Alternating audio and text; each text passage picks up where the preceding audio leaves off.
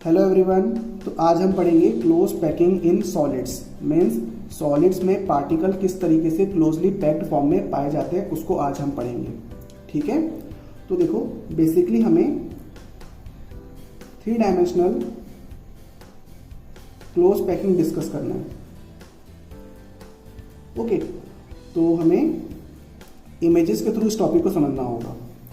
ठीक है, तो हम पढ़ेंगे 2 टाइप की 3D close packing. 2 types of 3D close packing, that is, one is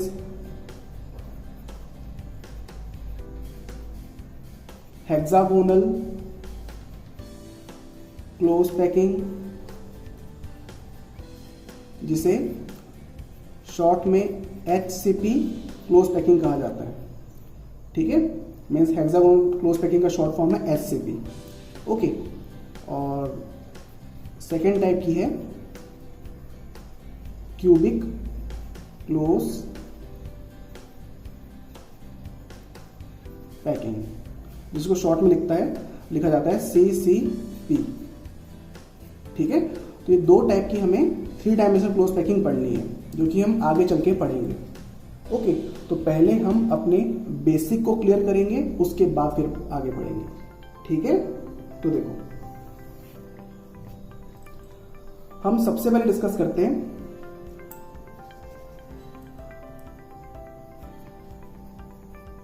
one dimensional close packing. और क्लोज पैकिंग को समझने के लिए हम पार्टिकल को स्फीयर एज्यूम करेंगे। ठीक है, तो उनको हम स्फीयर भी बोल सकते हैं और एटम भी बोल सकते हैं।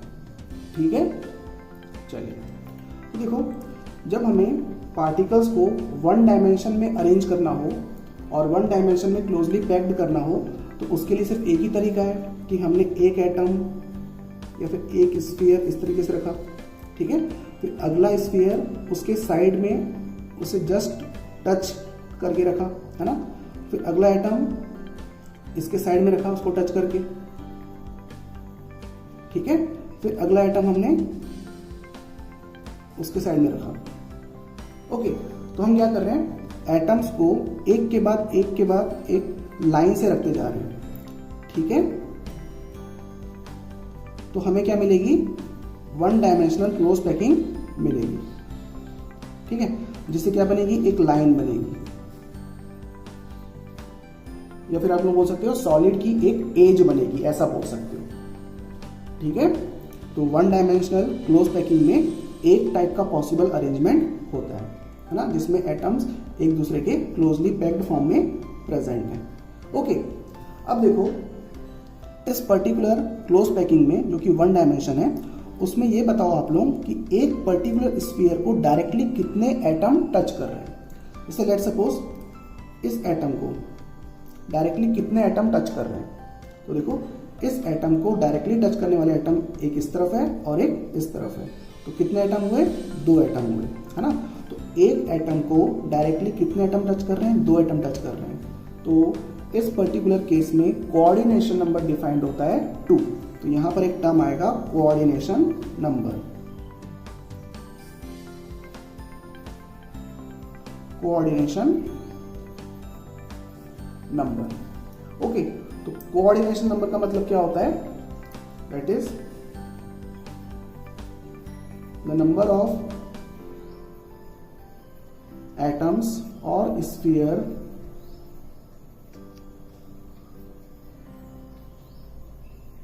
touching a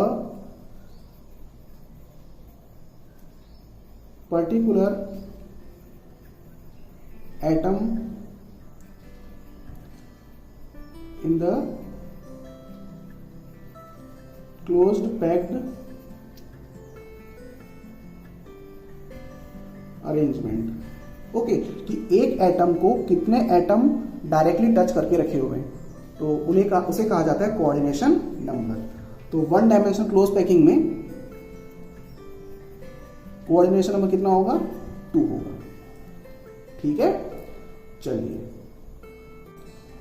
अब देखो 2 डायमेंशनल क्लोज पैकिंग। मीन्स अगर हम पार्टिकल्स के अरेंजमेंट को 2 डायमेंशन में लेके जाए तो हमें 2 डायमेंशनल क्लोज पैकिंग मिलेगी।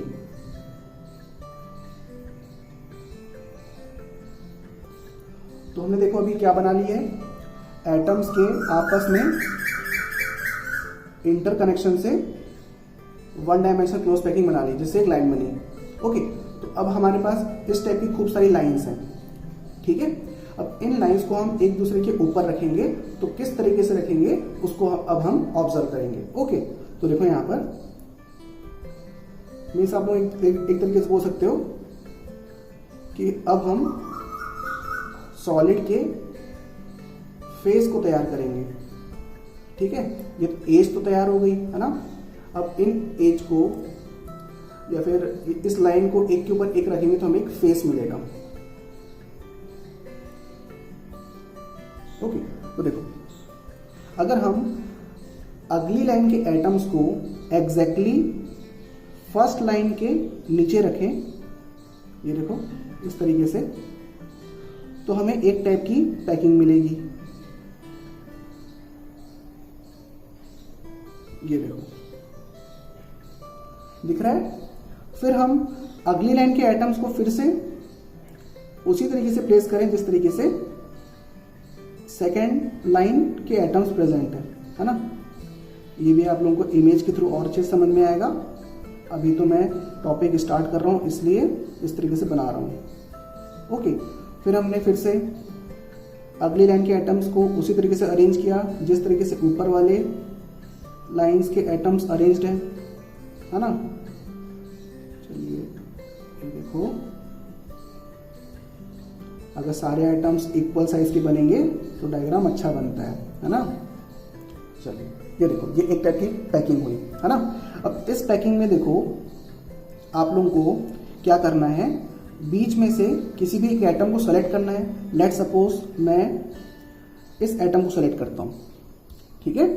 अब इस एटम के आसपास देखो कितने एटम्स हैं जो कि डायरेक्टली टच कर रहे हैं। इस एटम को कितने एटम्स डायरेक्टली टच करके रखें, तो देखो यहाँ पर ये वाला एक एटम है जो इसे टच कर रहा है, फिर ये वाला एक एटम जो इसे टच कर रहा है, फिर ये वाला एटम जो इसको टच कर रहा है, और ये वाला एटम जो इसको टच कर रहा है ना। तो कितने एटम्स हो गए, 4 एटम्स, ठीक है। और उन चारों एटम्स के सेंटर को अगर हम आपस में कनेक्ट करेंगे तो हमें क्या मिलेगा, एक स्क्वायर मिलेगा, ठीक है। तो इस वजह से इसको कहा जाता है स्क्वायर क्लोज पैकिंग इन 2 डायमेंशन, ठीक है। और स्क्वायर क्लोज पैकिंग में कोऑर्डिनेशन नंबर कितना होगा, तो देखो हमने अभी सीखा था कोऑर्डिनेशन नंबर का मतलब कि एक एटम को डायरेक्टली कितने एटम टच कर रहे हैं। तो कितने एटम टच कर रहे हैं, 4 एटम्स टच कर रहे हैं, तो कोऑर्डिनेशन नंबर कितना होगा, 4 होगा। क्लियर सभी में यहां तक। तो ये है फर्स्ट टाइप की 2D close packing, 2 dimensional close packing. तो ये हुआ एक पॉसिबल अरेंजमेंट, है ना। अब इस अरेंजमेंट में देखो ये जो फर्स्ट लाइन थी उसको अगर हम ए नाम दे दें तो सेकेंड लाइन भी वैसे ही रखी हुई जैसे फर्स्ट लाइन रखी हुई है, तो उसको भी हमें ए नाम देना होगा, ठीक है। फिर अगली लाइन देखो, इस लाइन को देखो, ये लाइन भी वैसे रखी हुई जैसे सेकेंड लाइन थी और फर्स्ट लाइन थी, मीन्स ये भी ए, ठीक है। तो इसको अगर हम अरेंजमेंट बोले, इस लाइन को अगर अरेंजमेंट बोलो तो ये ए टाइप का अरेंजमेंट है। फिर अगला अरेंजमेंट भी ए टाइप का है, फिर ये भी ए टाइप का अरेंजमेंट है। तो इस पूरे 2 डायमेंशनल क्लोज पैकिंग में अरेंजमेंट क्या कहलाएगा, ए टाइप का अरेंजमेंट कहलाएगा। तो इसे कहा जाता है ए डैश डैश डैश, क्योंकि आगे भी ए आएंगे, टाइप ऑफ अरेंजमेंट। यहां तक क्लियर सभी को। चलिए अब देखो ये थी फर्स्ट टाइप की 2 डायमेंशनल क्लोज पैकिंग। अब सेकेंड टाइप की क्लोज पैकिंग देखते हैं 2 डायमेंशन में। तो देखो सेकेंड पॉसिबिलिटी क्या हो सकती है कि हमने अगर पहली लाइन के एटम्स को एक जगह रख दिया, ठीक है, जिससे हमें अरेंजमेंट ए मिल रही है, तो अगर हम इसी टाइप की लाइन को इसके नीचे इस तरीके से प्लेस करें कि अगली लाइन के एटम्स ऊपर वाली लाइन के एटम्स के बीच में प्रेजेंट होगी। देखो इन दोनों एटम के बीच में प्रेजेंट है अगली लाइन का एटम, है ना। फिर देखो उसके बाजू वाला एटम भी इस तरीके से प्लेस होगा। इस सर्कल थोड़ा सा बराबर का बना लेते हैं, है ना। फिर ये इस तरीके से, है ना। फिर ये इस तरीके से, मीन्स हम अगली लाइन के एटम्स को इस तरीके से प्लेस कर रहे हैं कि ऊपर वाले एटम्स के सेंटर पॉइंट और नीचे वाले एटम्स के सेंटर पॉइंट कोलिनियर नहीं होंगे। अगर हम एक परपेंडिकुलर लाइन खींचें, देखो यहाँ पर एक परपेंडिकुलर लाइन खींचूंगा तो इस एटम का सेंटर नीचे वाले एटम के सेंटर से मैच नहीं करेगा, है ना। फिर देखो इस एटम को देखो तो इस एटम का सेंटर और ऊपर वाले एटम का सेंटर मैच नहीं करेगा। ऊपर वाले एटम का सेंटर तो ये है, ये देखो ये है सेंटर पॉइंट, है ना। तो ये जो अरेंजमेंट है नेक्स्ट लाइन की अरेंजमेंट वो थोड़ी डिफरेंट है, तो उसको हम बोल रहे हैं बी टाइप के अरेंजमेंट। ओके, फिर हम क्या करेंगे, थर्ड लाइन को हम इस तरीके से प्लेस करेंगे जिस तरीके से ए प्लेस है। मीन्स थर्ड लाइन के एटम्स और फर्स्ट लाइन के एटम्स का सेंटर कोलिनियर होना चाहिए। मीन्स एग्जैक्टली नीचे होना चाहिए थर्ड लाइन के एटम्स फर्स्ट लाइन के एटम्स के, ठीक है। और ये सब एक दूसरे से टच होते हैं। ये देखो, ये देखो दिख रहा है सभी को। देखो यहाँ पर फर्स्ट लाइन के एटम्स और थर्ड लाइन के एटम्स के सेंटर एक ही लाइन पे होंगे। ये देखो, आई बात समझ सभी को, है ना। तो देखो थर्ड लाइन के एटम्स का अरेंजमेंट फर्स्ट लाइन के एटम्स के अरेंजमेंट जैसा है, तो इसको हम बोलेंगे वापस से ए टाइप ऑफ अरेंजमेंट। ओके, फिर हम क्या करेंगे, जो बी टाइप का अरेंजमेंट था वैसा ही रिपीट करेंगे फोर्थ लाइन में। ये देखो,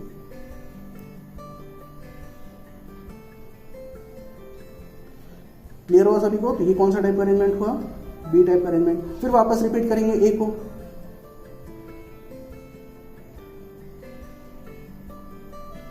ओके, तो हमें वापस ए मिला। तो ये हो गई दूसरे टाइप के क्लोज पैकिंग। अब इस क्लोज पैकिंग में देखो, अगर हम किसी एटम को ऑब्जर्व करें कि उस एटम से डायरेक्टली कितने एटम टच है। ओके, तो देखो इस एटम से टच होने वाले कितने एटम्स हैं। तो ये देखो, ये वाला एटम है, ये वाला एटम, ये भी है, ये भी है, ये भी है और ये भी है ना। और इन एटम्स के सेंटर को आपस में इंटरकनेक्ट करें, आपस में जोड़ दें, तो हमें क्या मिलेगा, एक हेक्सागोनल स्ट्रक्चर मिलेगा। तो इस टाइप की 2 डायमेंशनल क्लोज पैकिंग होती है, हेक्सागोनल क्लोज पैकिंग इन 2 डायमेंशनल।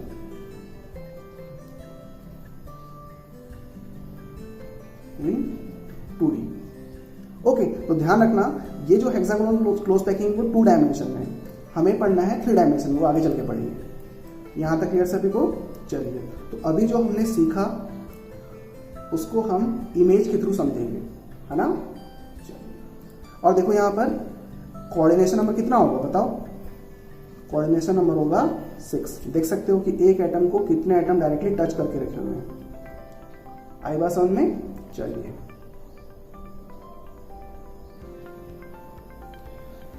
तो देखो अभी हमने जो सीखा था उसका यहाँ पर इमेजेस दी हुई है। देखो हमने यहाँ पर एटम्स को एक के बाद एक प्लेस किया और क्लोजली पैक्ड रखा, तो उससे 1 डायमेंशनल अरेंजमेंट बनी एटम्स की। ये है 1 डायमेंशन में क्लोज पैकिंग, ठीक है, जिससे एक लाइन बन रही है। दिख रहा है सभी को, है ना।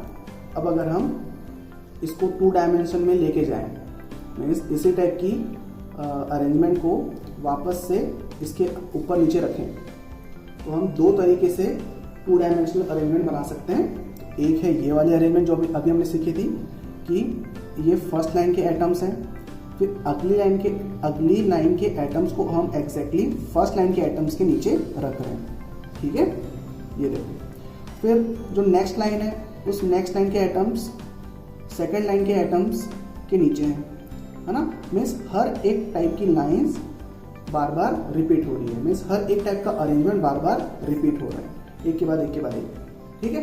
तो हम उस टाइप के अरेंजमेंट को बोलते हैं ए टाइप ऑफ अरेंजमेंट। और उस टू डायमेंशनल क्लोज पैकिंग को बोला जाता है स्क्वायर क्लोज पैकिंग। ओके, और इसमें कोऑर्डिनेशन नंबर होता है 4।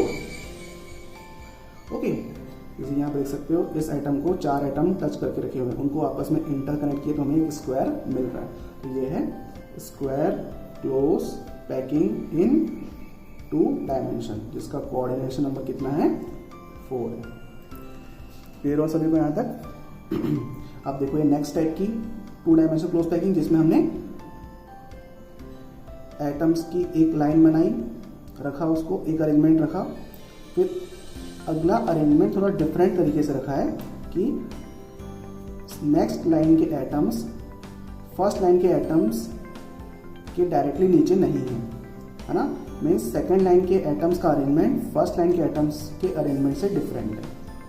ओके, तो ये अगर लाइन ए के रहेगी तो ये लाइन बी, फिर ये रिपीट हुई, फर्स्ट लाइन जैसे रिपीट हुई थर्ड लाइन के एटम्स है ना, इसको हम ए बोलेंगे। फिर फोर्थ लाइन के एटम्स और सेकंड लाइन के एटम्स जस्ट एक दूसरे के कोलिनियर है, एक दूसरे के नीचे हैं है ना, तो इसको हम वापस से बी बोलेंगे। ठीक है, तो हमें क्या मिल रही है, A B type of arrangement मिल रही है। तो ये है ए बी टाइप अरेंजमेंट।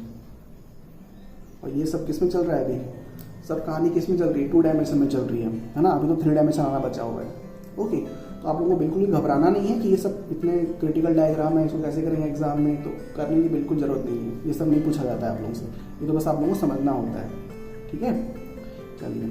और इसमें अगर हम एक एटम को ऑब्जर्व करें, बीच के किसी एटम को, तो वो एटम कितने एटम से टच है, तो इस एटम को देखो, ये एटम 1 2 3 4 5 6 6 एटम से अटैच्ड है। तो यहाँ पर कोऑर्डिनेशन नंबर कितना होगा, 6 होगा है ना। और इस टाइप की क्लोज पैकिंग क्या बोलेंगे, हेक्सागोनल क्लोज पैकिंग इन 2 डायमेंशन। क्लियर हो सभी को यहाँ तक है ना। तो हमने इस तरीके से क्या बना लिया, सॉलिड में एक फेस बना लिया, या फिर आप लोग इसको बोलेंगे लेयर बोलेंगे। तो ये लेयर्स बन चुकी है, ये एक लेयर, एक टाइप की लेयर, और ये दूसरी टाइप की लेयर। ओके, चलिए अब आप लोग ये बताओ कि इन दोनों में से कौन से टाइप की क्लोज पैकिंग में बेटर क्लोज पैकिंग है। मीन्स कौन से अरेंजमेंट में पार्टिकल्स ज्यादा क्लोजली पैक्ड है। तो आप लोगों को साफ साफ दिख रहा होगा यहाँ पर। तो देखो यहाँ पर आराम से आप लोग इस बेसिस बता सकते हो कि पार्टिकल्स के बीच में गैप कितना है ना। तो यहाँ पर देखो 1 2 3 4, इन 4 पार्टिकल्स के बीच में गैप देखो और उसकी साइज देखो, खाली स्पेस, ये एम्प्टी स्पेस है ना। और इस पर्टिकुलर केस में देखो 1 2 3, तो 3 एटम्स के बीच में जो गैप है ना, हर जगह वही दिखेगा आप लोगों को, 3 एटम्स के बीच में गैप, 3 एटम्स के बीच में गैप, 3 एटम्स के बीच में गैप है ना। तो इन 3 एटम्स के बीच में जो गैप है उसकी साइज देखो, और इस केस में 4 एटम्स के बीच में जो गैप है उसकी साइज देखो। तो दोनों में से कौन से केस में जो एम्प्टी स्पेस है उसकी साइज ज्यादा है। तो ऑब्वियस सी बात है, इस वाले केस में एम्प्टी स्पेस की साइज ज्यादा है, मींस इसमें पार्टिकल्स क्लोजली पैक्ड नहीं है एज कंपेयर टू दिस। तो इस केस में पार्टिकल्स ज्यादा क्लोजली पैक्ड है। ठीक है, यहाँ पर क्लोज पैकिंग ज्यादा बेटर मिलेगी और यहाँ पर थोड़ी सी पुअर मिलेगी। ओके, तो हम आगे चल के इस टाइप की 2 डायमेंशनल क्लोज पैकिंग को 3 डायमेंशन में अरेंज करेंगे। मीन्स इस 2 डायमेंशनल क्लोज पैकिंग को यूज करके हम 3 डायमेंशनल क्लोज पैकिंग बनाएंगे। ठीक है, और ये हमारे लिए एक लेयर बनेगी, तो इसको हम बोलेंगे लेयर। ठीक है, तो ये एक टाइप की लेयर हमारे पास तैयार हो चुकी है। अब इसी लेयर को हम इस पर्टिकुलर लेयर के ऊपर रखेंगे। तो किस तरीके से अगली लेयर को इस लेयर के ऊपर रखा जाता है, उसके बेसिस पर फिर फर्दर डिवाइड होता है 3 डायमेंशनल क्लोज पैकिंग, जो हमने डिस्कस किया था स्टार्टिंग में, that is 3 dimensional hexagonal close packing and 3 dimensional cubic close packing. तो जो हम 3 डायमेंशनल क्लोज पैकिंग के 2 टाइप्स देखने वाले हैं, that is hexagonal close packing and cubical close packing, वो किसके बेसिस पे डिस्कस देखेंगे। तो इस लेयर के ऊपर अगली लेयर किस तरीके से प्लेस की जा रही है उसके बेसिस पर। ओके, चलिए अब देखो यहाँ पर हम 3 डायमेंशनल क्लोज पैकिंग की बात करेंगे। तो देखो यहाँ पर ये जो लाइट ब्लू सर्कल्स आप लोगों को दिख रहे हैं, ये लाइट ब्लू सर्कल्स, थोड़ा जूम करके देख सकते हो आप लोग, है ना, नीचे के, ये देखो, ये जहाँ पे ए लिखा हुआ है ना, तो ये लेयर नीचे की लेयर है, ठीक है, मीन्स बोल सकते हो हम फर्स्ट लेयर है। ओके, अब उस लेयर के ऊपर हम डार्क ब्लू कलर की लेयर प्लेस कर रहे हैं। तो उसको हमने किस तरीके से प्लेस किया उसको थोड़ा देख सकते हो आप लोग, ऑब्जर्व कर सकते हो कि वो किस तरीके से प्लेस है ना। तो देखो यहाँ पर नीचे वाले लाइट ब्लू एटम के ऊपर वाली लेयर के 3 एटम्स प्रेजेंट है, ठीक है, या फिर आप लोग बोल सकते हो कि ऊपर वाली लेयर के 3 एटम्स के नीचे लाइट ब्लू वाली लेयर का 1 एटम प्रेजेंट है ना। तो यहां पर क्या होगा कि आप लोग 2 टाइप के एम्प्टी स्पेस ऑब्जर्व करोगे, है ना। और एक और चीज, वो जो एम्प्टी स्पेस होता है उसे कहा जाता है वॉइड्स, है ना। जैसे यहाँ पर देखो, यहाँ पर 1 2 3 4 एटम्स थे, उन 4 एटम्स के बीच में एक एम्प्टी स्पेस था। ओके, तो इस एम्प्टी स्पेस को बोलेंगे हम वॉइड। ओके, तो यहाँ पर भी देखो 3 एटम्स, उसके बीच में यहाँ पर एक खाली स्पेस है, तो इसको भी बोलेंगे वॉइड, है ना। तो ये वॉइड्स होते हैं। ओके, तो फिलहाल ये जो 2 डायमेंशनल क्लोज पैकिंग थी, तो इस 2 डायमेंशनल क्लोज पैकिंग में ये जो वॉइड है वो वॉइड कहलाता है स्क्वायर वॉइड, क्योंकि इस वॉइड के आसपास कितने एटम्स है, 4 एटम्स है, और उन 4 एटम्स को आपस में हम इंटरकनेक्ट करेंगे तो हमें क्या मिलेगा, एक स्क्वायर मिलेगा, ठीक है। देखो ये वॉइड है, ये वॉइड कितने एटम से मिलकर बना हुआ है, 4 एटम से मिलकर बना हुआ है। तो उन एटम्स के सेंटर को आपस में इंटरकनेक्ट करते हैं तो हमें एक स्क्वायर मिलता है, तो इस वजह से इसको स्क्वायर वॉइड बोला जाता है, ठीक है। तो वैसे ही बताओ आप लोग कि इस केस में जो वॉइड है उसको क्या बोलेंगे हम।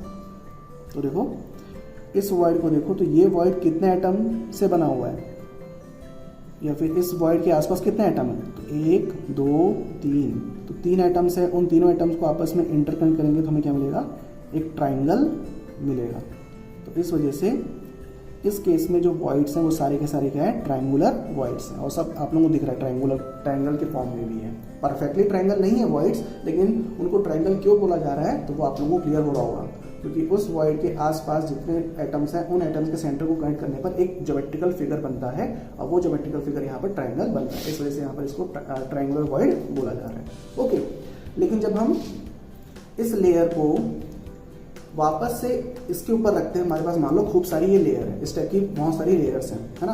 तो उन लेयर्स को हम एक के ऊपर रखते जाएंगे, ठीक है। तो उसको किस तरीके से प्लेस कर रहे हैं उसके बेसिस पर वॉइड्स डिसाइड होते हैं 3 डायमेंशन में, है ना। जैसे कि यहाँ पे देखो, तो यहाँ पर सेकेंड लेयर जो कि डार्क ब्लू कलर की है उसको फर्स्ट लेयर के ऊपर जो कि लाइट ब्लू कलर की है उसके ऊपर रखा जा रहा है, तो हमें 2 टाइप का वॉइड मिलेगा, ठीक है।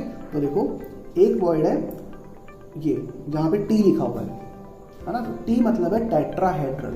ओके, तो ये जो वॉइड है वो कहलाता है टेट्राहेड्रल वॉइड, जो कि इस तरीके से बनेगा, मतलब ये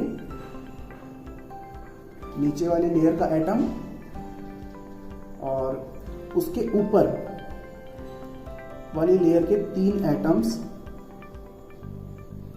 इस तरीके से प्रेजेंट है, ये देखो, ठीक है।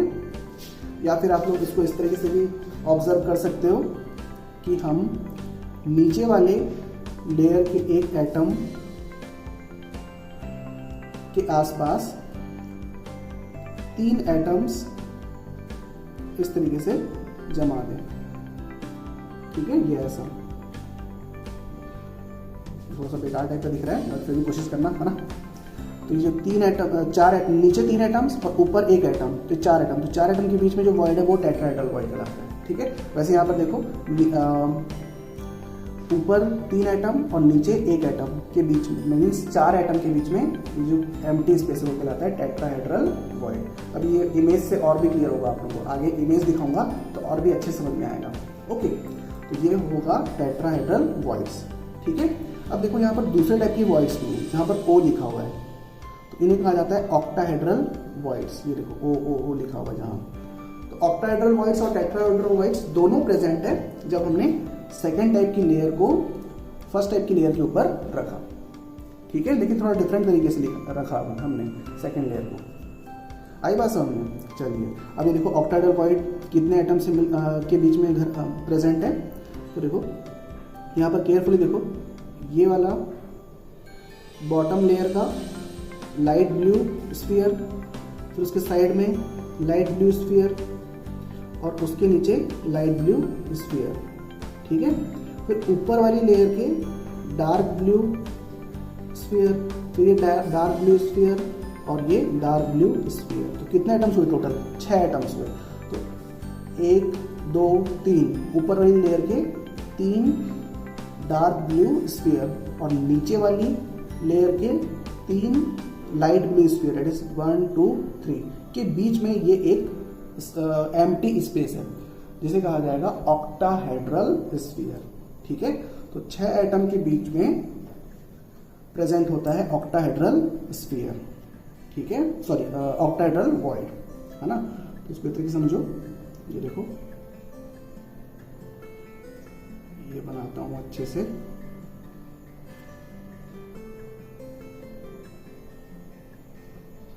ना थोड़ा सा गड़बड़ हो गया।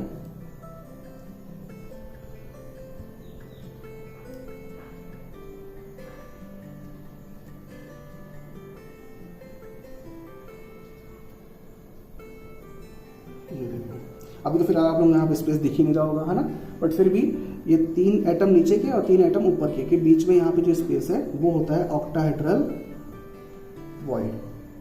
यहाँ तक क्लियर सभी को? तो 2 टाइप के वॉइड हुए, एक टेट्राहेड्रल वॉइड और एक ऑक्टाहेड्रल वॉइड। अब इनको हम इमेज के थ्रू देखते हैं। ओके, देखो यहाँ पर इमेज के थ्रू और भी अच्छे से क्लियर होगा आप लोगों को, है ना। तो देखो नीचे 1 2 3, तो ये 3 ब्लू कलर के स्फीयर है और उसके ऊपर येलो कलर का एक स्फीयर रखा हुआ है और इन चारों एटम्स के, इन चारों स्फीयर के बीच में एम्प्टी स्पेस है, उसे कहा जाता है टेट्राहेड्रल वॉइड, है ना। ये देखो, ठीक है, क्योंकि उन चारों एटम्स के सेंटर को अगर आपस में इंटरकनेक्ट किया जाएगा तो एक टेट्राहेड्रल ज्योमेट्री बनती है। तो इस वजह से ये कहलाता है टेट्राहेड्रल वॉइड। होपफुली अब आप लोगों को क्लियर हो चुका होगा, ठीक है। चलिए अब देखो यहाँ पर अगला void octahedral void. Octahedral void अभी बताया था मैंने कि 3 एटम नीचे 3 एटम ऊपर। तो ये नीचे 3 लाइट ब्लू कलर के एटम्स और ऊपर 3 रेड कलर के एटम्स के बीच में empty space, that is octahedral void, ठीक है। तो 3 एटम ऊपर है, 3 एटम नीचे है, जिसके बीच में ऑक्टाहेड्रल वॉइड प्रेजेंट होता है। और ये ऑक्टाहेड्रल वॉइड क्यों? क्योंकि इनके सेंटर्स को आपस में इंटरकनेक्ट करने पर एक ऑक्टाहेड्रॉन स्ट्रक्चर बनता है, ठीक है। चलिए, तो ध्यान रखना 4 एटम्स के बीच में टेट्राहेड्रल वॉइड प्रेजेंट होता है और 6 एटम्स के बीच में ऑक्टाहेड्रल वॉइड प्रेजेंट होता है। यहां तक क्लियर सभी को? चलिए, ओके, तो देखो यहां पर हमने भी डिस्कस किया कि फर्स्ट लेयर के ऊपर सेकेंड लेयर को प्लेस करने पर 2 टाइप के वॉइड्स बनते हैं। तो एक है टेट्राहेड्रल वॉइड और दूसरा ऑक्टाहेड्रल वॉइड। तो इस तरीके से अभी तो फिलहाल हमने दूसरी लेयर ही प्लेस की है फर्स्ट लेयर के ऊपर, है ना। तो जो सेकेंड टाइप की लेयर प्लेस की हमने वो ए टाइप की लेयर के ऊपर थोड़ा डिफरेंट तरीके से प्लेस की है। मीन्स एग्जैक्टली ए टाइप की लेयर के एटम और बी टाइप की लेयर के एटम कोइंसाइड मीन्स कोलिनियर नहीं होंगे, है ना। देख सकते हो आप लोग, थोड़ा डिफरेंट तरीके से प्लेस्ड है। इस वजह से हम लेयर सेकेंड लेयर को दूसरी लेयर बोल रहे, दैट इज बी लेयर, ठीक है। चलिए अब देखो, अब हमें डिस्कस करना है हेक्सागोनल क्लोज पैकिंग और क्यूबिकल क्लोज पैकिंग किस तरीके से बनती है, ठीक है। तो देखो, हेक्सागोनल क्लोज पैकिंग का बनना और क्यूबिकल क्लोज पैकिंग का बनना इस बात पे डिसाइड होता है कि तीसरी लेयर हम किस तरीके से प्लेस करेंगे, है ना। तो अभी तक तो हमने 2 ही लेयर प्लेस की है। तो अगर हम तीसरी लेयर को एग्जैक्टली लेयर ए की तरफ प्लेस करें, मीन्स थर्ड लेयर के एटम्स एग्जैक्टली लेयर ए के एटम्स के ऊपर हों, है ना। मीन्स बोल सकते हो आप लोग कि लेयर ए के एटम्स का सेंटर और थर्ड लेयर के एटम्स का सेंटर कोलिनियर है, ठीक है। तो हमें मिलती है हेक्सागोनल क्लोज पैकिंग। मीन्स अगर हम थर्ड लेयर को ए लेयर जैसा रिपीट करें तो हमें हेक्सागोनल क्लोज पैकिंग मिलेगी।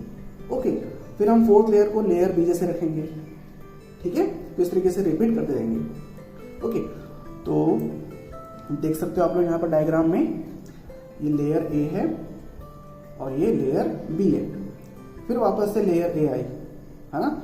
तो लेयर ए को, सॉरी थर्ड लेयर को हमने फर्स्ट लेयर की जैसे प्लेस किया है। तो ऐसा कब होता है? तो ऐसा तब होता है जब हम थर्ड लेयर के एटम्स को इन टेट्राहेड्रल वॉइड्स के ऊपर रखें। मीन्स टेट्राहेड्रल वॉइड्स के ऊपर रखने पर, थर्ड लेयर के एटम्स को टेट्राहेड्रल वॉइड्स के ऊपर रखने पर हमें मिलता है हेक्सागोनल क्लोज पैकिंग। देखो ना यहाँ पर, ये जो जहाँ जहाँ टी लिखा हुआ है वो टी टेट्राहेड्रल वॉइड है, और वो बोल सकते हो आप लोग कि फर्स्ट लेयर जो कि लाइट ब्लू है उसका सेंटर है।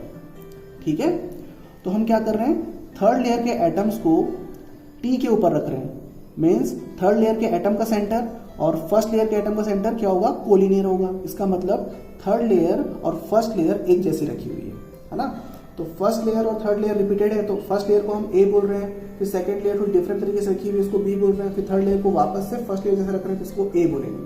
तो ये रिपीट हो रही है, ए बी ए, फिर वापस बी आ जाएगी, फिर ए, फिर बी, इस तरीके से। तो वो कहलाती है A B type of 3 dimensional arrangement, जिसे कहा जाता है हेक्सागोनल क्लोज पैकिंग, जैसे यहाँ पर आप लोग डायग्राम में देख सकते हो, है ना। तो लेयर ए, फिर लेयर बी, फिर वापस लेयर ए, और यहाँ पर और अच्छे से क्लियर होगा आप लोगों को।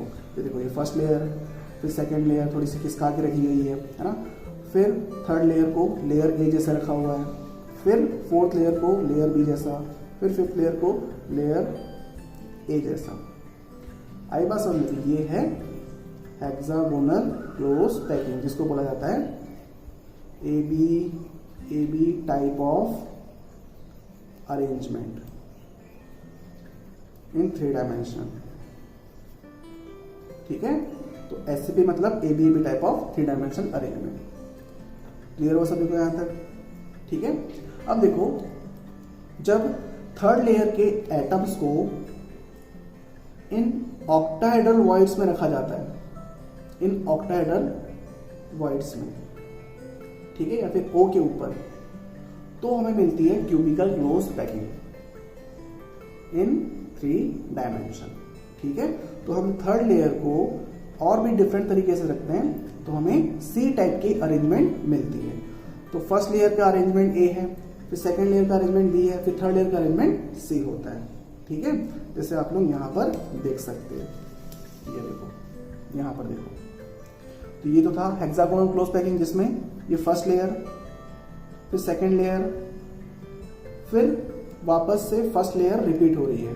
मीन्स जिस तरीके से लेयर फर्स्ट लेयर रखी हुई है उसी तरीके से थर्ड लेयर रखी हुई है ना। फिर जिस तरीके से सेकंड लेयर रखी हुई है उसी तरीके से फोर्थ लेयर रखी हुई है। तो यहाँ पर A B type of arrangement से बनता है hexagonal close packing in 3 dimension. फिर क्यूबिकल क्लोज पैकिंग कैसे बनेगी? तो ये फर्स्ट लेयर है, उसके ऊपर हमने सेकंड लेयर रखी, फिर वहां पे जो जनरेट होते हैं ऑक्टाहेड्रल वॉइड्स, उन ऑक्टाहेड्रल वॉइड्स पे हम थर्ड लेयर रखेंगे। ठीक है, तो वो थर्ड लेयर हमें क्या देगी? क्यूबिकल क्लोज पैकिंग देगी। आई बात समझ में सभी को यहाँ तक, है ना। जैसे यहाँ पर इसने डायग्राम में इस लेयर को लेयर ए बना बोला है, और ये लेयर बी, और ये लेयर सी। ठीक है, तो अगर हम इसको ए मान लें तो इसको बी मानना होगा, फिर इसको सी, फिर वापस ए। तो ये किस टाइप की अरेंजमेंट है? A B C type of arrangement. ठीक है, जिससे बनती है 3 डायमेंशनल क्यूबिक क्लोज पैकिंग। यहां तक क्लियर सभी को, है ना। तो 2 टाइप की 3 डायमेंशनल क्लोज पैकिंग होती है, इसको और भी समझेंगे अभी आगे चल के। तो देखो यहाँ पर एक साथ दिख रहा है आप लोगों को, तो ये हमारा इनिशियल अरेंजमेंट था 2 लेयरों का, जिसमें ऑक्टाहेड्रल वॉइड और टेट्राहेड्रल वॉइड प्रेजेंट है। तो हम अगर थर्ड लेयर के एटम्स को इस तरीके से प्लेस करें कि टेट्राहेड्रल वॉइड ऑक्यूपाइड हो, तो उससे हमें ए बी टाइप अरेंजमेंट मिलेगा, जिसको कहा जाता है हेक्सागोनल क्लोज पैकिंग, है ना। और अगर हम थर्ड लेयर को इस तरीके से प्लेस करें कि थर्ड लेयर के एटम्स ऑक्टाहेड्रल वॉइड्स के ऊपर प्रेजेंट हो, तो हमें मिलती है A B C type of arrangement. यहाँ से देख सकते हो आप लोग, ये लेयर ए, फिर लेयर बी, फिर लेयर सी। ठीक है, और उसमें ABC टाइप की अरेंजमेंट मिलेगी, और उसे कहा जाता है क्यूबिक क्लोज पैकिंग। ठीक है, चलिए अब देखो एक और पॉइंट कि क्यूबिक क्लोज पैक्ड स्ट्रक्चर में या फिर सीसीपी अरेंजमेंट में जो उसके यूनिट सेल होते हैं, ये देखो एक यूनिट सेल बना हुआ है इसका, ABC टाइप का अरेंजमेंट है, ये मीन्स ये क्यूबिक क्लोज पैक्ड अरेंजमेंट है। तो क्यूबिक क्लोज पैक्ड अरेंजमेंट का यूनिट सेल FCC होता है, that is face centred cell. तो ये बहुत इंपॉर्टेंट पॉइंट है। क्लियर है यहाँ पे सभी को? तो ये ध्यान रखना, CCP arrangement have FCC type of unit cells. तो अगर कहीं पे CCP लिखा हुआ है, आगे क्वेश्चन जब हम करेंगे तो उसका मतलब है FCC स्ट्रक्चर। ठीक है, तो क्यूबिक क्लोज पैक बोलो या फिर फेस सेंटर्ड क्लोज पैक बोलो, दोनों का मीनिंग सेम है। यहाँ तक क्लियर सभी को, है ना? और जो हेक्सागोनल क्लोज पैकिंग होती है, that is AB type of arrangement, उसमें तो यूनिट सेल कैसे होंगे? हेक्सागोनल ही होंगे। ठीक है, तो हेक्सागोनल क्लोज पैकिंग के यूनिट सेल हेक्सागोनल ही होते हैं। यहां तक क्लियर सभी को? तो ये आप लोगों को हेक्सागोन दिख रहा होगा, है ना? तो इस हेक्सागोन में ये ऊपर की लेयर है, ये नीचे की लेयर, ऊपर की लेयर में 1 2 3 4 5 6 और बीच में एक एटम है ना? फिर नीचे की लेयर में 1 2 3 4 5 6 और बीच में एक एटम, और इन दोनों लेयर के बीच में 3 एटम्स प्रेजेंट है। तो ये उसके हेक्सागोनल यूनिट सेल के रिस्पेक्टिव कॉन्स्टिट्यूएंट एटम्स हुए, है ना? ये देखो 1 2 3 4 5 6 7 इस तरीके से पूरा आप लोगों को दिख रहा है साफ साफ। क्लियर है यहाँ पे सभी को? चलिए यहाँ तक क्लियर सभी को? अब देखो एक और बात आप लोगों को बताता हूं मैं कि FCC के रिस्पेक्ट में number of atoms per unit cell तो आप लोगों को पता है, दैट इज Z=4 होता है ना? तो इट मीन्स CCP अरेंजमेंट में Z की वैल्यू कितनी होगी? 4 होगी, that is number of atoms per unit cell. ठीक है, तो अब बात आती है कि हेक्सागोनल यूनिट सेल में Z की वैल्यू क्या होगी, that is number of atoms per unit cell. ये भी आप लोगों से कभी कभी पूछा जा सकता है। ठीक है, तो देखो हम यहाँ पर किस तरीके से कैलकुलेट करेंगे Z की वैल्यू। तो आप लोग देख सकते हो कि ये तो 3 एटम्स हैं, वो तीनों एटम्स इस हेक्सागोन के अंदर प्रेजेंट है। ठीक है, तो ये 3 एटम्स तो इस यूनिट सेल के हैं ही, है ना? फिर बाकी एटम्स देखते हैं। फिर देखो ये कॉर्नर का एटम, ये कॉर्नर का एटम, ये कॉर्नर का एटम, ये सब कॉर्नर के एटम्स हैं। ठीक है, वैसे नीचे भी कॉर्नर के एटम्स हैं। ठीक है, तो टोटल कॉर्नर के एटम्स कितने हो जाएंगे? 6 ऊपर और 6 नीचे, दैट इज 12, है ना?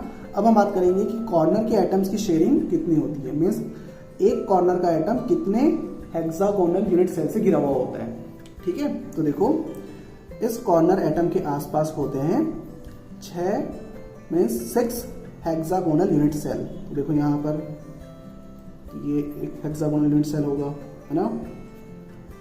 इस तरीके से। ठीक है, तो यहाँ पर भी होगा इस तरीके से। ठीक है, तो देख सकते हो आप लोग कि इस प्लेन में, इस हेक्सागोनल यूनिट सेल के प्लेन में इस कॉर्नर एटम के आसपास कितने हो गए हेक्सागोनल यूनिट सेल? 1 2 और ये खुद एक 3। ठीक है, फिर ऐसा ही इसके ऊपर भी होगा, मीन्स इस यूनिट सेल के ऊपर भी एक यूनिट सेल होगा। ठीक है, तो वहां पर कितने हुए? 3, तो 3 ऊपर और 3 ये रहे, तो कितने हुए? 6 यूनिट सेल हो गए। तो 6 यूनिट सेल का एक कॉमन कॉर्नर एटम है ये, है ना? इट मीन्स इस कॉर्नर एटम की शेयरिंग कितनी होगी? 1/6 की। यहां तक क्लियर सभी को? तो हम क्या कर सकते हैं, कैलकुलेशन कर सकते हैं number of atoms per unit cell की फॉर हेक्सागोनल यूनिट सेल्स।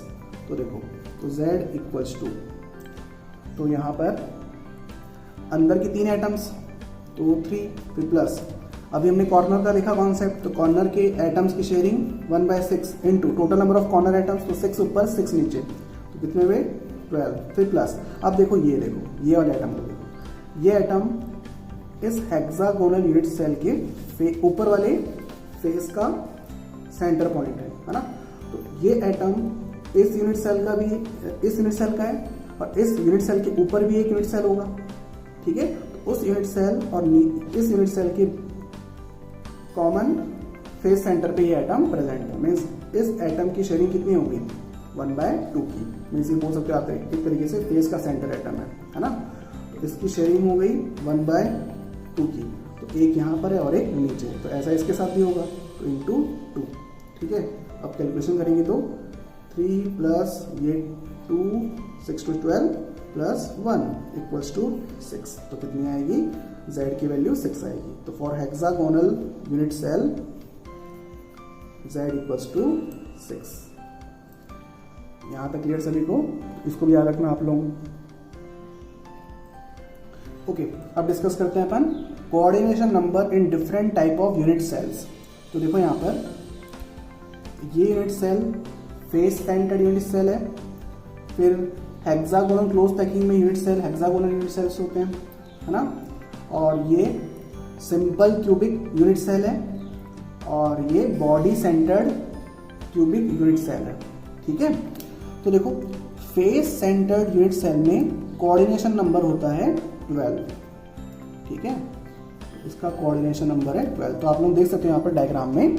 और कोऑर्डिनेशन नंबर कितना होता है, क्या होता है आप लोगों को बताया मैंने कि एक एटम्स को डायरेक्टली कितने एटम्स टच करते हैं, है ना। तो फेस सेंटर्ड सेल में इस फेस के सेंटर के एटम को कितने एटम टच करके रखें, तो देखो काउंट कर लो, 1 2 3 4 5 6 7 8 9 10 11 12।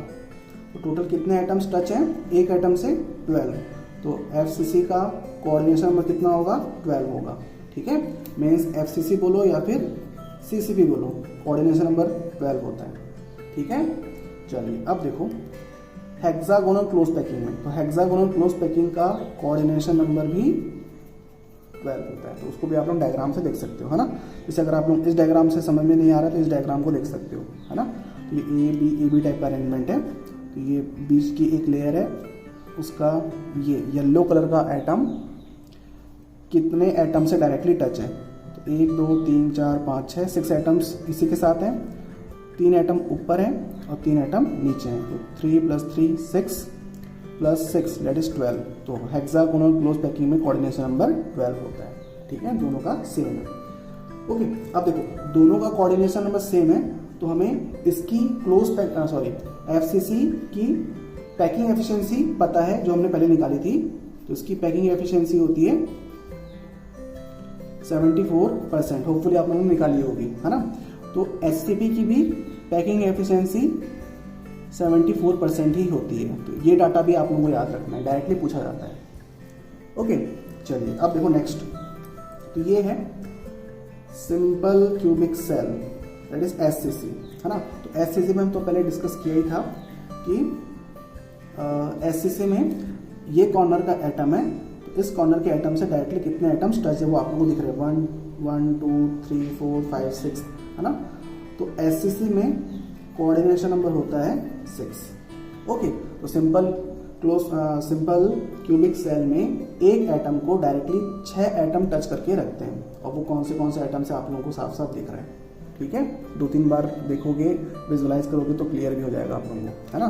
फिर देखो नेक्स्ट है बॉडी सेंटर्ड सेल। तो बॉडी सेंटर्ड सेल में सेंटर्ड एटम को देखो, बॉडी के सेंटर का एटम, तो बॉडी के सेंटर का एटम चारों कॉर्नर्स को डायरेक्टली टच करके रखता है। तो इस वजह से बॉडी सेंटर्ड सेल में कोऑर्डिनेशन नंबर होता है 8। यहाँ तक क्लियर हो सभी को। तो बॉडी सेंटर्ड सेल में कोऑर्डिनेशन नंबर 8 होगा, 8 होगा। सिंपल क्यूबिक सेल में कोऑर्डिनेशन नंबर 6, और face centred cell means CCP arrangement में कोऑर्डिनेशन नंबर 12, और hexagonal close packing means hexagonal unit cell में भी कोऑर्डिनेशन नंबर 12। ओके, और पैकिंग एफिशिएंसी FCC की 74%, SCP की भी 74%, और BCC की आप लोगों ने निकाली थी, हमने डिस्कस किया था, और SCC भी डिस्कस की हुआ है ना। BCC की 68% और सिंपल क्यूबिक सेल की 52% के आसपास। है ना। ये सब आप लोग डाटा डायरेक्टली याद रख सकते हो। ओके, चलिए तो आज के लिए इतना। बाकी आगे चल के भी हम और भी वेरियस 3 डायमेंशनल कॉन्सेप्ट को पढ़ेंगे और चैप्टर को जल्दी जल्दी कंप्लीट करेंगे। ठीक है, तो अभी तक जितना पढ़ा हुआ है वो सबको आप लोग रिवाइज करेंगे, है ना। चलिए।